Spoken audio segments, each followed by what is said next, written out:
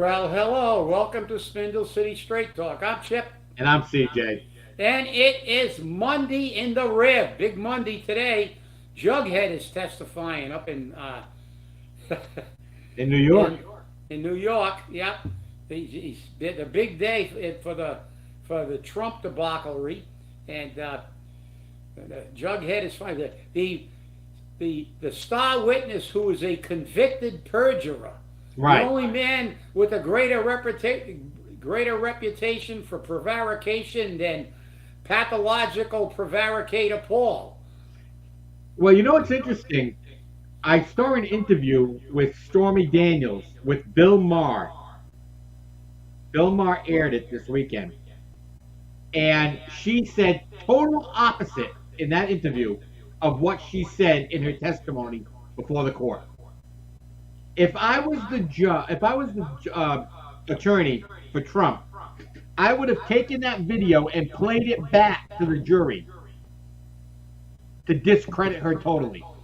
Oh, she did that by herself, CJ. When they cross-examined her, they ripped her to shreds. Oh, I know they did. They ripped her to shreds. And then she starts talking about seeing dead people and the paranormal and everything else. And then she freely admitted on the cross that she was, she said she wasn't out for the money, but she said she hated Trump and she was just there for spite and everything. Look, all these cases are manufactured cases, just because this is what Democrats do best. They threaten, bully, they use lawfare, they use everything because they got no record to run on, and that's the key. The key is that this is the issues that we see. And we see it in government all the time. This is why, it fascinates me why these people aren't thrown out all the time and people don't vote. You look at some of this thing, it'll segue me into the little thing I wanted to get on because we know that there's a potential new hiring in Fall River. I heard about that. Yeah, there's someone coming over from New Bedford, another political tick coming over to get some kind of job in a city that has just said you can't borrow any money, we're broke, but they're giving everybody pay rate. They're still negotiating contracts and they're making new hires, and this job will be in excess of $100,000, no doubt, because she's coming over from New Bedford and giving up a job in New Bedford. But then again, remember that old article about 15, 20 years ago that said if you're an administrator working Fall River, right? If you're an employee working New Bedford, well, right, she's coming over because she's probably going to get a higher salary. Right. But then again, what is she? Some kind of another financial wizard to add to our financial wizardry team. And with that, I have to go. I saw the most glaring example, another glaring example. I got volumes of this shit like the bullet train in California. I believe it was San Francisco. I caught the tail end of it. I think it was a San Francisco City Councilor talking to these three or four people, and I guess the head was a female. And he said to her, you're coming for a request for more money, but you haven't accounted for the $20 billion that you got to deal with the homeless problem in San Francisco. I want to know what you spent it on. And you know what her answer was? Oh, we don't know right now. She said, what do you mean you don't know right now? She says, no, we don't. We've had technical difficulties and some difficulties with getting the data. $20 billion. He said, so where did it go? Well, we gave some to NGOs. Well, what did the NGOs do with it? Well, they're not sure either. There's your government work. $20 billion. And virtually can't account for $1 going to the homeless crisis in San Francisco, which is probably the worst in the country. $20 billion. Oh, we had a computer glitch. Didn't Rhode Island do that one time with the registry and the some other thing that's their excuse all the time. We can't find the numbers. Well, you're getting paid to find the numbers. And then came the caveat. At the end of that, they said, just for the record, everybody at that table, their salary ranges from $300,000 to $600,000 a year. And they can't freaking bring up numbers. $20 billion, they can't accurately account for $1. Kind of sounds like Fall River, but they keep spending money. What were they doing in front of that council? Asking for more money. Give us some more sand so we can run out of sand. That's all they know how to do. There is no accountability at all in government. That's why government, if you want something screwed up, if you want to pay $5,000 for a $25 toilet seat, make it a government contract. And then they'll charge you $5,000 for a $25 toilet seat. We still don't know where hundreds of billions of dollars have gone in Ukraine. And they're still giving them money. Another $60 billion. Well, remember this, people. Fall River is just a microcosm of how incompetent government is. They just don't care. They're all rich. They're with their $600,000 salaries, and they don't care. They're not doing anything. There's never any accountability, just cover-ups and lies. So when Paul Coogan asks you to approve any more debt overrides or 2.5 or whatever euphemism he wants to wrap it in and threaten that he's going to shut down the city, well, you know something? I think it's about time to say, well, Paulie, shut it down. Declare receivership, and then they'll throw out all the people you hired, because they'll come in here with a chainsaw and they'll wipe out the city. And maybe that's what it needs. Maybe we need to nuke it and start all over again. Because we have to wait nearly a year and a half, or more than a year and a half, to get to an election that's going to affect all these bozos, unless there's a recall. All these bozos that are allowing this to happen in Fall River. And listen, maybe we can't do a damn thing about what happens in San Francisco. That's on them. Maybe we can't do a damn thing about what Washington's given to Ukraine except get those bums out of office.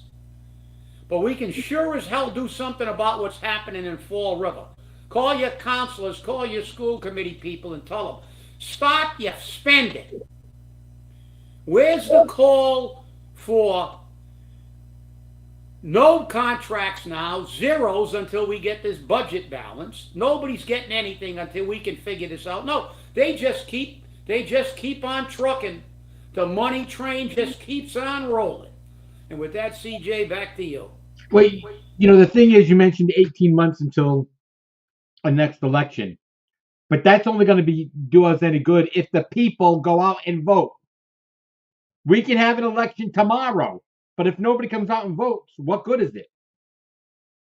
And you're right. What we need to do is we need to take a chainsaw to every single department. Remove these people who do nothing. I am so tired of asking what someone's job is, and they're saying, so-and-so is doing an excellent job. What do they do? I'm not sure. I love that answer. I'm not sure. Don't they have a job description? How much are they getting paid? $80,000 for a job that you don't know what they're doing. $60,000 for a job you don't know what they're doing. Why do we have anyone working in the city collector's office? The city collector's not collecting the taxes, not collecting the bills. Bay Coast is doing it. So just get rid of the city collector's office. Get rid of the city collector. Makes no sense. Have people do their jobs. Make it happen. No, you're I'm right. wondering. No, you're right, CJ. And you know the question that's never answered. You're right, Jeff. I don't care. I hope everybody runs. Who gives a? I hope a lot of people run for city council. People who really want to, who care about the city and have a platform of we're going to demand accountability and we're going to try to keep money in your pocket, not just blow it like the money on that other thing. But listen, you know the question that's never asked? Or the statement, although Michelle has said it a few times, about the only one. You explain to me how you hire any job that's supposed to be the top of the food chain.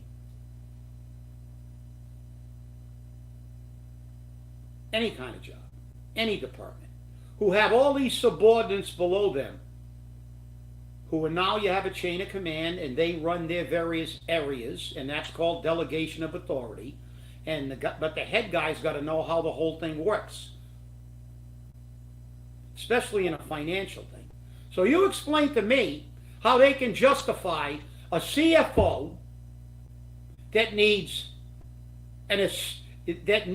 a consultant. They have to create a new job, financial analyst. We got a superintendent of schools that needs six assistant superintendents. Not one, not two, but six. Well, sorry people, it don't work like that in the real world. That's why you got to get out the vote. You hire somebody to run something and they can't run it. They need six assistants. You got to fire them. You got to fire them. You don't say don't hire people to do the job in that department. Of course you do. Hire teachers. Hire firefighters. Hire police officers. Hire DCM workers. Hire workers. People that are going to do the job for you. You hire one guy, they got supervisors, assistant supervisors, assistant vice principals, assistant to the assistant to the assistants. And nobody questions that. Ever. And then there was talk about having a deputy superintendent of schools. Superintendent, deputy, then maybe we can have 6 assistant deputy superintendents and 6 assistant superintendents. And then maybe we can have we have to build an entire building just for the assistants. There are people that are running school departments this large, and that when I went to school and when CJ went to school, I think we had a higher student population than we have now. And they were performing. And they were performing, exactly. And we had a superintendent of schools and 1 assistant superintendent of schools. 1. Not 6. 1. Thanks to Paul Coogan and the theory of how to run a school department when you're not accountable to anybody, even the city that you work for, because of ed reform. Just keep hiring people. But the problem with Paul is he brought that over to the city side. Hire everybody, give them a paycheck, and they vote for you. The Joe Biden method. Pay the student tuitions, the young people who vote for you. Bring all the illegals in, change the law to let them vote, and they'll vote for me. They got more people with Joe Biden shirts on that are illegal than they got citizens. He has a rally, he can't get 6 people. They got to clear the building because they're afraid to let him talk. Trump just had a rally, I think, with 100,000 people in Jersey, and he talked for 90 minutes. So there is a difference between people. Bernie Sanders is older than Joe Biden. It's not just a question of age. They said he's too old. There are a lot of people older than him that are sharp as tacks. Bernie Sanders is still. I don't agree with anything that Bernie Sanders says. But he doesn't need a teleprompter. But he doesn't need a teleprompter, and he's sharp as a tack. That's the difference between CJ and I. You got people go, no, look, we give credit where credit is due. But we don't have to agree, even with people we don't like or disagree with. You remember Bonnie Frank? Oh, I remember Bonnie Frank. I mean, Well, there's a guy that I had zero. I don't think I agreed with him on anything in his entire career. But I had a big argument one time with a well, he wasn't technically a relative. He was married to a relative of mine, and he was from down south, and he was an ultra conservative, and he was ripping Bonnie Frank apart, and he called him stupid. And I went, wait a minute, look, Bonnie Frank was a lot of things, but dumb was not one of them. He was an extremely well informed and intelligent politician. You could dislike anything you want about him, and I did a lot of things, but you can't say the man was stupid. And this is the whole problem. These people just keep electing these people over and over. And as you said, CJ, we can talk till we're blue in the face, and unless the people get fed up and realize that they have to get back to the polls again, we cannot have 14,000 or 15,000 people in the city of Fall River dictating the government for over 90,000 people and over 55,000 registered voters. That is not a representative form of government. The only thing that represents is the rich and the politically connected interests. And when you get that, people, for God's sakes, one loud, you don't even have to get out, you don't even have to go to the polls now. You can get a ballot. There's no excuse for this. And when you're sitting there crying about how much it costs for everything, remember, they did it to you. And no matter how much it costs, Paul Coogan is still going to pick your pocket. He's still going to look for this money. The city's broke, but they keep spending, and he's asking you for more money. And if you want to give it to him and vote yes, well, maybe you need a mental examination. With that, CJ. I honestly don't know how you feel, Chip. Hey, let's go shift a little bit. Lawton Park, which is downtown, across the street from uh, the Justice Center, across from the old Etna building, right on the side of the old Cherry Webb building. That used to be a park that had tables and chairs and um, I think they even had chess tables on there at one time and benches. Well, they took it all apart because Mr. Karam, who owns the building that's the old Etna building, didn't want to have that there because there was too many junkies, too many people dealing drugs, too many prostitutes working out of that park, people sleeping in that park, people smoking in that park, and it didn't look good for his building. Meanwhile, it doesn't say that some of the people smoking in that park were from his building, but that's another story. Well, the city finally decided, now that we've torn it apart and it looks like an eyesore, we're going to take $250,000 of ARPA money to level it out, put in a couple of planters, and make it beautiful. No benches, no tables. It's going to be ADA accessible, which means they don't put those in there. For $250,000 of ARPA money. Couldn't we use the ARPA money somewhere else? That's not economic development. What good is it? How are you justifying that? How? The same way I want to know how you justify the lost revenue portion. Because you're never going to be able to prove to me, never, that you lost that much revenue that ARPA can pay for that. And the ARPA money that was used is making up for the lost revenue. I don't believe that. I don't believe it for a moment. I want to look back 3 years, 4 years,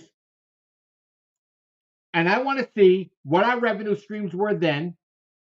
And then I want to see what the revenue streams were during COVID.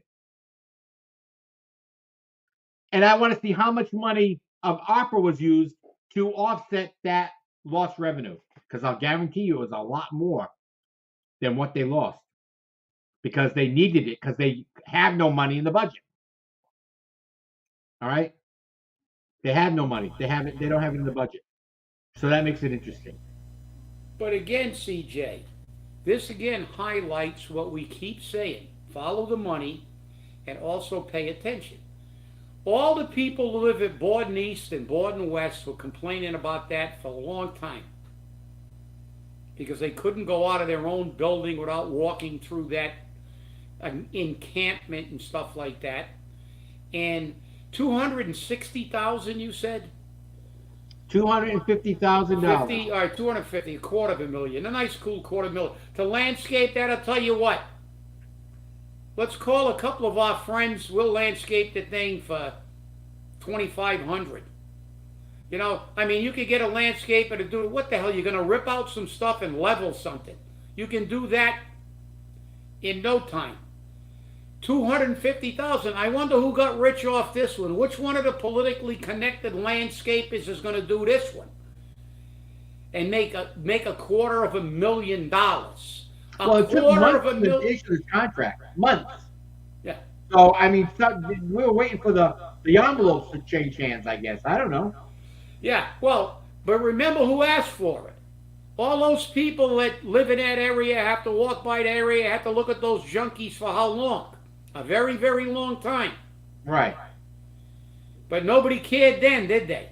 All Nope. those things fell on deaf ears. I walked by that place many times, and so did you.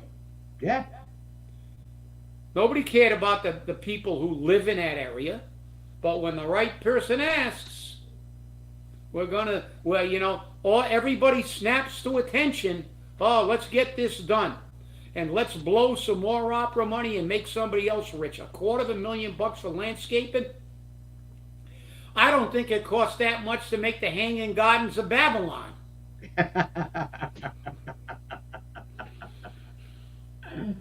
Well, I mean, you won't have homeless there anymore. Oh, Because yes, now you we send will. them to the prisons. Yeah, you will. They'll probably, when they take their benches away, they'll probably just for spite walk over there and have a dump in the middle of the night. Or make an encampment there. That's right. There'll be some tents. But now we don't got to worry about them. And Paul, now that you're kicking people out, send them over to Norfolk. Send them to Norfolk because Bay State Correctional Center is now going to be a homeless shelter, a place for the homeless to live. We're going to take a prison and make it a place for people to live. That's what Maura Healey announced this weekend. Bay State Correctional Facility, we call them facilities, was decommissioned. And now she wants to repurpose all of these decommissioned correctional facilities. It's a lot of land. It needs to, we need to do something with the land. It's a big building. Let's do something with it. I am a firm believer in reusing those buildings. Guess what? They've got kitchens. They've got gymnasiums. They've got a yard. They've got a hospital. They've got offices. You got everything you need in there. It's a little city. It's a little city. Do you know that announcement was made over the weekend and already people were complaining? So they're going to take the razor wire down so they don't feel like they're in prison, and they're taking the locks off the doors. This is going to be interesting to see. Oh, yeah. Then remember, they have to have culturally appropriate food. Yep. They have to have free medical care, free everything, give them money. But remember, we voted against using facilities like that for homeless veterans. Right. Don't give them priority. Put these illegals that are coming in and not asking, demanding better clothes, better facilities, better food, better everything when they left a place where they were lucky to get a meal. Right. And the hut they lived in had a dirt floor. And they have the audacity to come in here and do this. And we prioritize these people over veterans. We've got thousands of veterans in this state that are homeless. And that is the most reprehensible, repugnant thing I have ever seen in my life. these wokey virtue signalers that we have running everything in this state, in this cesspool that we call a state. Well, the All they one thing, worry about is taking care of people who didn't earn a damn thing, and the people who served our country, the Americans who did have a job at one point in time, then had mental illness or drug addiction. right? But heaven forbid we prioritize those people. Heaven forbid we prioritize the people that are now getting forced out of their houses because of high rents and everything else. Heaven forbid that we give something back to the people who put something into this country. Give these people who come in here and say, I don't like my room, I want a better room. Oh, really? And what kind of room did you live in Guatemala? You know, you're going to come here and tell me that your food's not good enough? Yeah, But remember, and then you're we're going to gonna save say, money. I'm running away. I'm afraid to live in Guatemala. Well, no, you're not afraid to live in Guatemala. You're going to come over to the United States and live like a Guatemalan millionaire That's on right. our dime. Right. Right. So if And you- that's why I listen- think what we're going to see is a lot of complaints filed by, you know, the ACLU and other health organizations saying that by putting these immigrants in these facilities, it's a violation of their civil rights. I think that's going to happen. But meanwhile, we can save money by doing this. Remember, the average hotel room that's being paid for these people costs $400 a day. A day. And that money goes only to the business, the hotel owner. So he doesn't care because he's making money. Yeah. Well, listen, violation of their civil rights. Again, the woke virtue signalers. Since when do criminals have rights? They got a right to be put in jail. That's exactly what they should be. And instead of taking down a razor wire, they should put more up until they can deport them. Because look, I'm in favor of legal immigration. Always have been. If it So am wasn't I. for legal immigration, I wouldn't be here. Right. And you wouldn't be here. That's right. Even the Indians wouldn't be here. There were no immigration laws when they came here, but they came over the Great Ice Bridge from Asia. In case you uninformed people think the Indians were born here, they started here. They hatched from eggs here, which came first, the chicken or the egg. They're not indigenous people, because they are indigenous because they're here. That means the people who were there, just like but they came here from Asia. There was nothing on the continent of North America at the time the Indians came here. They were the first inhabitants, and they're not really Indians. They're actually Oriental. If you want anthropologically, they're Mongols. I was going to ask you about that. Yeah. The anthropological. If you look at term. an Eskimo, they look a lot like Mongolians. Yes. But then as they came down, anthropologically, what happened is climate changes, the skin coloration. The Indians are the same basic stock as the Eskimos. And as they came through the country, you see things, it's called adaptation of the species, just like giraffes with their long necks. Giraffes didn't always have long necks. But what happened was when they ate leaves from the trees, the giraffes with the short necks died because they couldn't eat. And the giraffes with the long neck survived. And they ended up reproducing that way. Just like in Africa when they have the Hottentots who store body fat in their butts because in that heat they can't afford to have fat all over their body because they'd overheat. These are all adaptations of the species. It's science, people. The Indians are not, it's like, oh, the Indians, oh, their rights. No, listen, you get what you earn. This country was created by immigrants, legal immigrants, and there are still people waiting to get into this country legally, and that's what really pisses me off. There are people waiting to get in the right way, while rotting bag of oatmeal Biden is flying him in now because he doesn't want the border to look even worse. They're giving them direct flights. They actually have apps on their phones where they can make reservations to illegally come to the country on your dime, by the way. So don't get me off on that tangent because it really aggravates it aggravates the piss out of me because all my ancestors, all my both on both sides, both my grandparents came over and had to go through Ellis Island. They had to be checked for tuberculosis. They had to go through all kinds of vetting, and they didn't even get their right names most of the time because they No. couldn't speak English. And when they were asked what their surname and given name was, they repeated it a lot, especially on my Lebanese side. You see a lot of Georges and Michaels because they didn't speak good English, and the guy'd say, "What's your surname?" Michael, because they didn't know sir given. What's your Right. given name? And they'd repeat it, Michael. And it was like the same thing with every ethnic group. They couldn't speak English. Some of them had absolutely no idea what the question they were answering was. So, but they came here legally, and they had to live in squalor and take the shittiest jobs in the country in the area they were in and work their way up. That's what happened. When they came over here as pioneers, they had to go across the country in Conestoga wagons and get killed by Indians and maybe survive, maybe not survive. And then our ancestors came over, and there were times in our country when the Irish came over after the potato famine, and they had pictures of the persecution that they took, and they say, oh, there was no. They had signs in bar rooms that said, and in stores, said, no dogs are Irish allowed.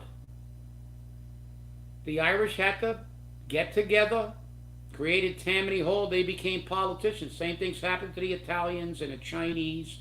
The Chinese were not only persecuted on the West Coast, they were killed. They actually had anti-Chinese leagues which tried to kill all the Chinese that came over to work on a railroad because the Chinese were working on it from the west and the Irish were working on it from the east where they had the Transcontinental Railroad. Study some history. You might learn something. It might actually encourage you to vote. And I'm doing this rhetorically. I know the people that watch this pay attention. But tell your friends. Give them a little bit of history once in a while. It might actually encourage them to pay attention to what the hell is going on. This country was created by immigrants. And we always need new people in this country. But they should come here legally, and they should not be catered to by these rich elitist wokies who they will never allow these people to get anywhere near their neighborhood or their house. That's right. Because remember what happened in Martha's Vineyard. You ain't getting near Obama's palatial estate. You're not getting near Lori Lightfoot's house. You're not getting near Nancy Pelosi's. You're not getting Sleeping near in the these people. cellar, and then we're shipping you out. That's right. It's like you're out of there. But we're seeing a real quiet thing in Fall River because now we're getting ready for the budget. They're all on a 6th floor plotting their propaganda because they're going to launch their propaganda machine to convince everybody that we're broke, we need more money, but forget about how we got broke.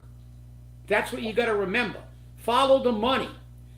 They're going to tell everybody how broke they are, but they're not going to tell you that they're making themselves broke, and they're not going to tell you that they're still spending money. That's right. Until that comes before the council. So with that, CJ, I'm done. Well, speaking of the council, tomorrow we have a city council meeting.